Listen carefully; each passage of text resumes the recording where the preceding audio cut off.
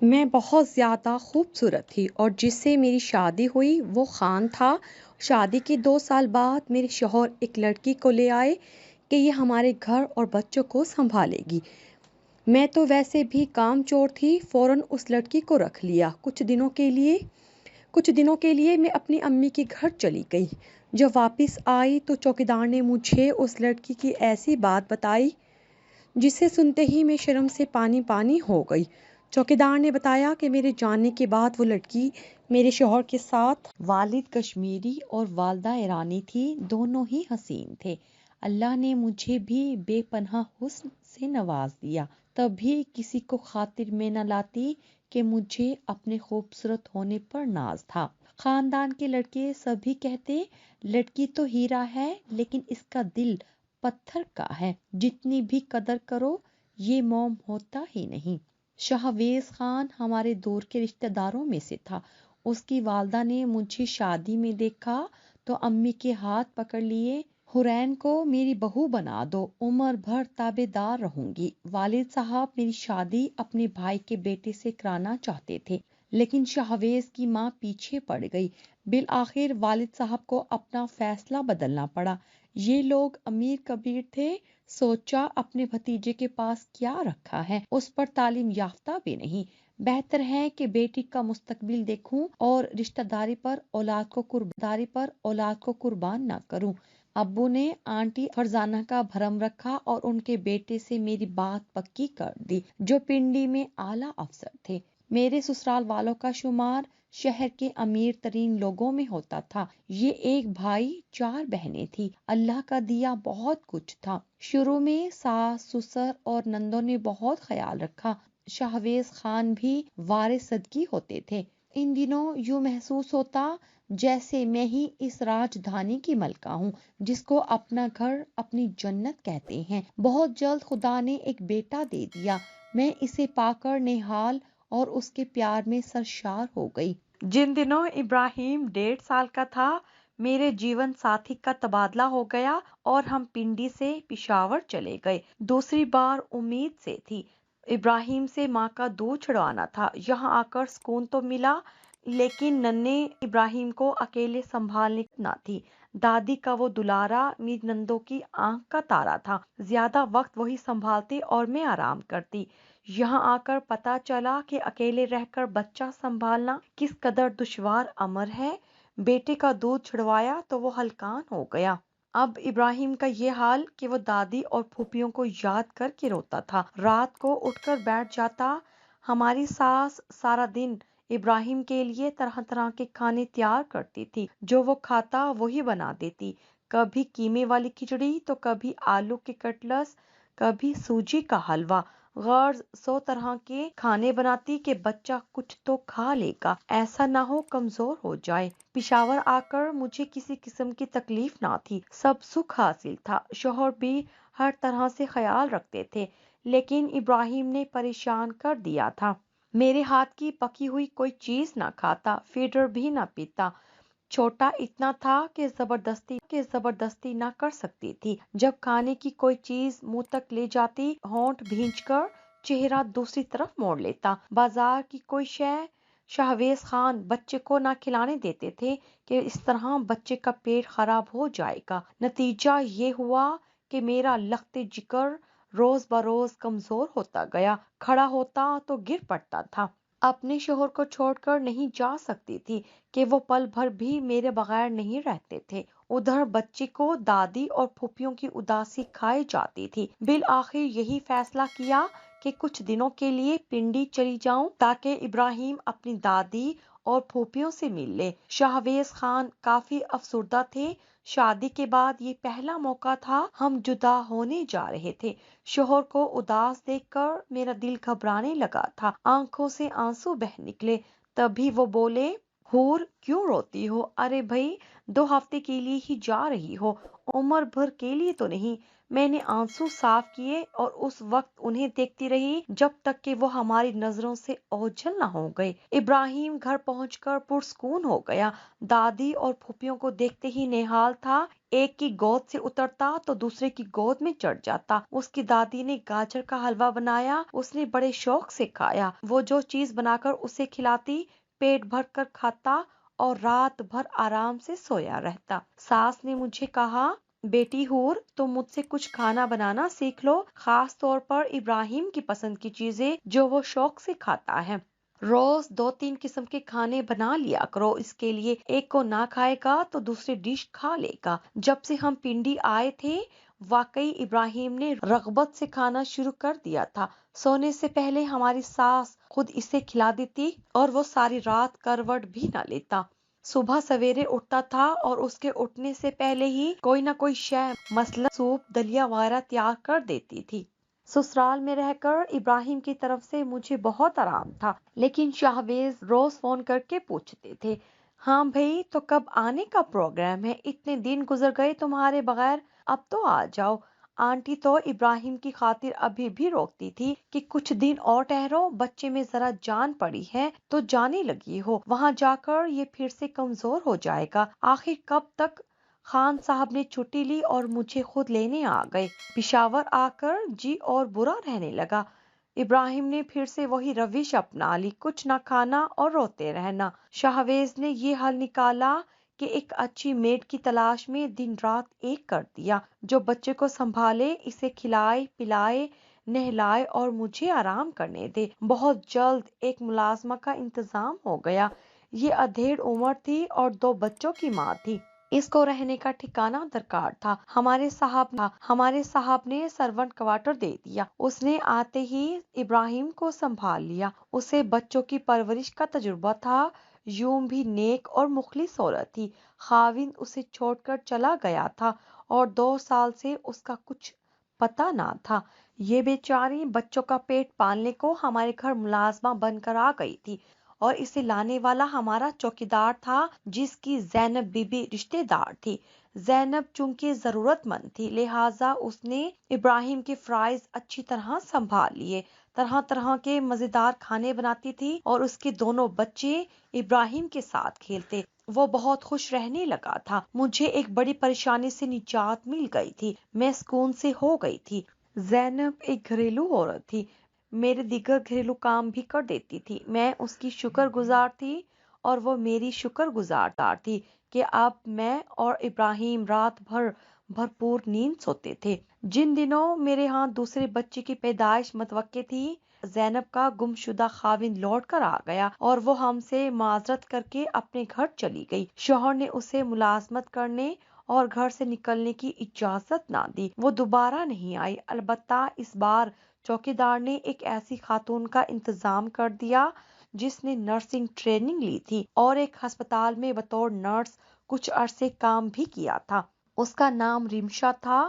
وہ طلاق یافتہ تھی، معمولی شکل و صورت کی تھی، سراپا پرکشش تھا، لباس نقصق سے درست اور حلیہ ہر وقت ٹھیک رکھتی تھی، یعنی سلیقے میں باکمال تھی۔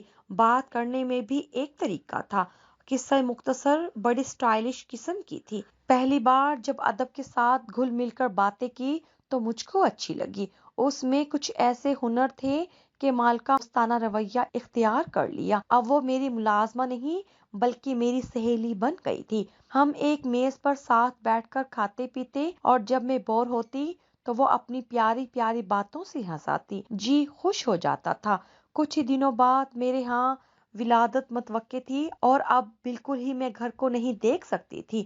ریمشا ہمارے سارے معاملات دیکھتی تھی، نوکر خانسامہ سبھی اس کی نگرانی میں کام کرتے تھے۔ سودا سلف منگوانا اس کی درد سری تھی۔ مہینے بھر کے راشن، کچن کے سامان کی لسٹ وہ پہلے سے تیار کر لیتی تھی۔ پڑھی لکھی ہونے کی وجہ سے زیادہ سمجھدار تھی، ہر معاملے میں خوب سوجھ بوجھ سے کام لیتی تھی۔ ابراہیم کو بھی کچھ اس طرح رجھا لیا کہ وہ زینب کو بھول کر آنٹی ریمشا کا گرویدہ ہو گیا۔ ریمشا کی عمر 30 کے لگ بھگ ہوگی، لیکن اپنا خیال رکھنے کی وجہ سے وہ بمشکل 17-18 کی نظر آتی تھی۔ میرے خاوند کو بھائی صاحب کہتی، میرے گمان سے تو وہ بھی اسے بڑے بھائی ہی کی نظر سے ہی دیکھتے تھے اور سسٹر ریمشا کہا کرتے تھے۔ جتنا سکون زینب نے دیا اس سے کہیں زیادہ ریمشا سے ملا۔ بچے کی پیدائش کے وقت میں ہسپتال میں تھی، اسی نے ابراہیم اور گھر کو سنبھالا تھا۔ جب میں ننھی بیٹی لیے گھر آئی تو رمشا نے بہت خوشی منائی۔ ہماری ساس سفر نہ کر سکتی تھی، انہوں نے بیٹیوں کو بھیج دیا اس ہدایت کے ساتھ کہ اپنی بھابھی اور بچوں کو لیتی آنا۔ ابراہیم کے لیے تو وہ بہت اداس تھی۔ جب تک پشاور میں رہی رمشا نے میری خوب دیکھ بھال کی۔ اب چھلا ہو گیا تھا، نندوں نے اصرار کیا، بھابھی امی کے پاس چلیے، وہ اپنی نو مولود پوتی کے لیے بہت اداس ہیں۔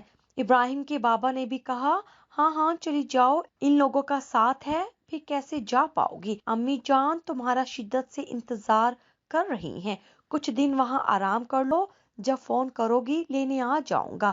مجھے اپنے شوہر کی فکر نہ تھی، رمشا تو گھر میں ہی تھی۔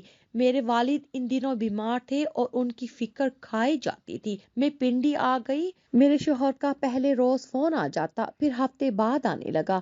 مجھے یہاں آئے 1 مہینہ ہو گیا تھا، لینے بھی نہ آئے تو میں نے فون کر کے کہا اب آ جائیے، میں اور بچے آپ کے لیے بہت اداس ہیں۔ بولے ایک ضروری دورے پر کل جانا ہے، ہفتے بعد آ کر لے جاؤں گا۔ انہی دنوں والد شدید بیمار پڑ گئے اور پھر رضائے الہی سے وفات پا گئے۔ میرے شوہر وفات پر آئے اور 1 روز بعد واپس پشاور چلے گئے۔ اس موقع پر میں ساتھ نہ جا سکی کیونکہ امی کے پاس رہنا واجب تھا۔ امی کے 40ویں تک میکے میں رہی اور پھر واپسی کی تیاری باندھ لی۔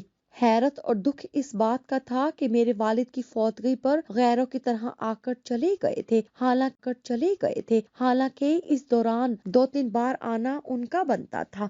پنڈی سے پشاور بہت دور نہ تھا، لیکن میری والدہ کی دل جوئی کو اپنے فرائض کا بہانہ کر کے نظر انداز کر دیا اور میں سوچتی رہ گئی۔ ایک روز ہمارے خانسامہ کا فون آ گیا، تعزیت کے بعد کہا، بی بی آپ کو گئے بہت دن ہو گئے ہیں، اب لوٹ آئیے، خان صاحب کو اتنے دن اکیلے چھوڑ دینا درست نہیں ہے، فوراً آ جائیے۔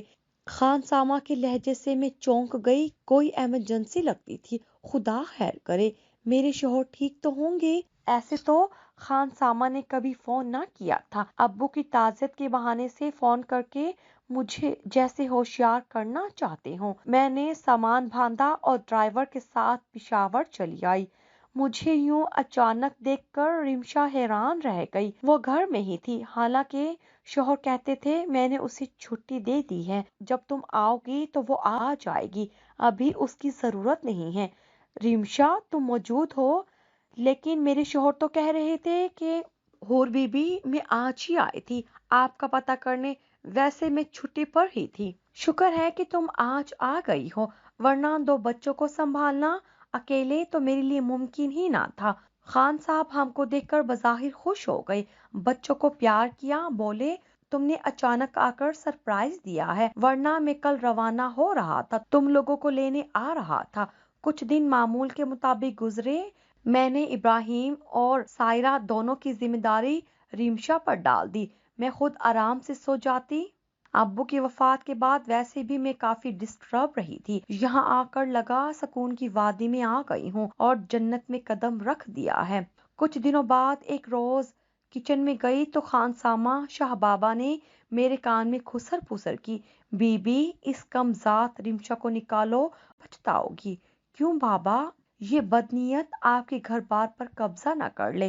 میں دنگ رہ گئی، شاہ بابا کے منہ سے ایسی بات سن کر کانوں پر یقین نہ آیا کہ خان بابا ایک ذمہ دار اور سنجیدہ بزرگ تھے، وہ ہرگز حقائق سے بعید محض کسی شک یا گمان کے تحت اتنی بڑی بات نہ کر سکتے تھے۔ میں بھی شک کی بھٹی میں جلنے لگی، لیکن کوئی ثبوت نہ تھا کہ رمشا، اس کا رویہ پہلے جیسے ہی تھا اور خان صاحب بھی اس لیے دیے رہتے تھے، تاہم اپنے اندر کی کھولن آرام نہ دیتی تھی۔ بلا جواز رمشا سے الجھنے لگی، بات بات پر ٹوکنے لگی، اسے برا لگتا لیکن نوکری اس نے پھر بھی نہ چھوڑی۔ میں بھی اسے نکالنے کا سوچ کر سوچ میں پڑ جاتی تھی، اگر یہ چلی گئی تو میں کیا کروں گی؟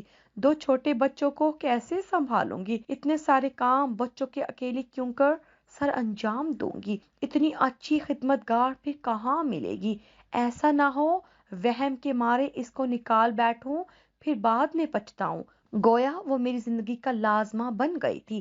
ایک روز شاہویز خان نے کہا کہ وہ لاہور سرکاری کام سے جا رہے ہیں، 3 دن بعد لوٹیں گے۔ ان کے جانے کے بعد اگلے روز رمشا نے بھی چھٹی مانگ لی، کہنے لگی میری امی بیمار ہے اور مجھے ان کے پاس نوشہرہ جانا ہے۔ ابھی چھوٹی بہن کا فون آیا ہے، امی شدید بیمار ہے۔ وہ پریشان لگ رہی تھی۔ میں نے جانے کی اجازت دے دی اور کہا کہ اگر ضرورت ہو تو میں گاڑی ڈرائیور تمہارے ساتھ بھیج دوں۔ کہنے لگی شکریہ، میں چلی جاؤں گی۔ اس نے ہفتہ بھر کی چھٹی لی تھی۔ 2 دن میں ہی دونوں بچوں نے رو رو کر میرا برا حال کر دیا، دن میں تارے دکھا دیے۔ پچھتانے لگی کہ کیوں اتنے سارے دنوں کے لیے اس کو رخصت دے دی۔ میاں کو تو آنے دیا ہوتا۔ خدا جانے یہ عورتیں کیسے اپنی 4 5 بچے سنبھالتی ہیں۔ شاہویز خان کو گئے 3 دن تھا کہ بیٹی بیمار ہو گئی۔ اسے اسہال کے ساتھ بخار نے آ لیا۔ میں نے ڈرائیور سے کہا کہ گاڑی نکالو، سائرہ کو ڈاکٹر کے پاس لے جانا ہے۔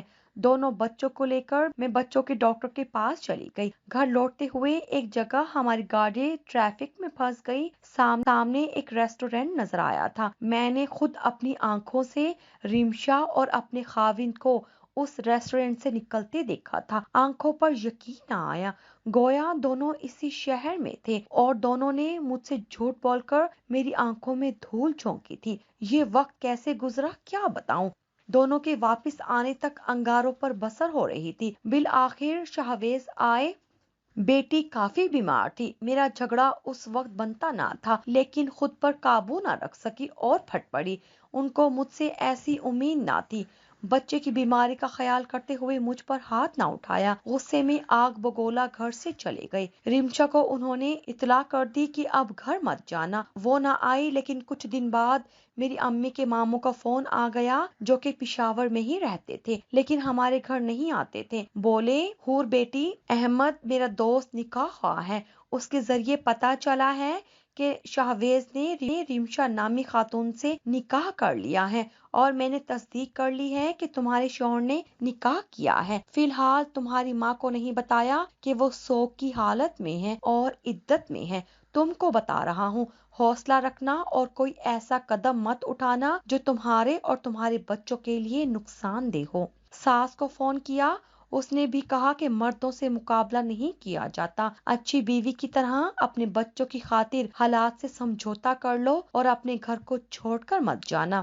اس وقت میں اس قدر صدمے میں تھی کہ مجھے کسی کی نصیحت، کسی کی آواز بھی سنائی نہ دے رہی تھی۔ میں نے ڈرائیور سے کہا رشید بابا مجھے پنڈی لے چلو، اور چابیاں میں نے چوکیدار کے حوالے کر دی کہ جب صاحب آئیں تو ان کو دے دینا۔ شوق سے دوسری بیوی کو گھر لے آئے، بس یہی میری غلطی تھی۔ جب آشیانہ چھوڑا تو وہ ہمیشہ کے لیے چھوٹ گیا۔ ماں کہا کرتی تھی بیٹی، جب ایک چڑیا اپنا گھونسلہ چھوڑ کر اڑ جاتی ہے تو وہ دوسری کے لیے جگہ چھوڑ دیتی ہے، پھر اس میں دوسری چڑیا آ جاتی ہے۔ میں کہ آ کر امی کو بھی نہ بتایا میرے ساتھ کیا ہوا ہے۔ سوگ کی حالت میں میں ان کو دکھ نہیں دینا چاہتی تھی، مگر دکھ برداشت بھی نہ ہو رہا تھا۔ سوچا ہی نہیں کہ امی کی کفالت کرنے والا نہیں رہا، میری کفالت کون کرے گا۔ ایک ہفتہ بامشکل ضبط کیا اور پھر شاہ بابا کو فون کیا۔ شاہ بابا، کیا صاحب گھر آئے ہیں؟ ہاں بی بی، وہ آ گئے ہیں۔ انہوں نے آتے ہی آپ کا پوچھا۔ جب بتایا کہ آپ بچوں کو لے کر چلی گئی ہیں تو 6 7 دن بعد وہ دوسری بیوی کو گھر لے آئے، اسی بدبخت رمشا کو۔ آپ صاحب کے آنے سے پہلے کیوں گئی بی بی؟ آپ کو ان کا انتظار کرنا چاہیے تھا، اپنا گھر نہیں چھوڑنا تھا۔ میں تو سوچ رہی تھی کہ شاہویز اپنے بچوں کی خاطر میرے پاس ضرور آئیں گے، لیکن اس مغرور کو شاید اپنی دولت کا گھمنڈ تھا، وہ نہیں آیا۔ مجھے طلاق بھجوا دی۔ اس نے عدالت میں دعویٰ دائر کر دیا کہ بچوں کی ماں ایک غریب خاندان سے تعلق رکھتی ہے۔ عدالت نے بڑا بیٹا باپ کے حوالے کرنے کا آرڈر دیا اور چھوٹی کو میرے پاس رہنے دیا۔ ابراہیم 7 سال کی عمر میں اس لیے باپ کی حوالگی میں دے دیا گیا کہ اس کی غریب ماں اس کی ضروریات بخوبی پوری نہ کر سکے گی، جبکہ باپ اس کو اعلیٰ تعلیم دلوانے کا مقدور رکھتا تھا۔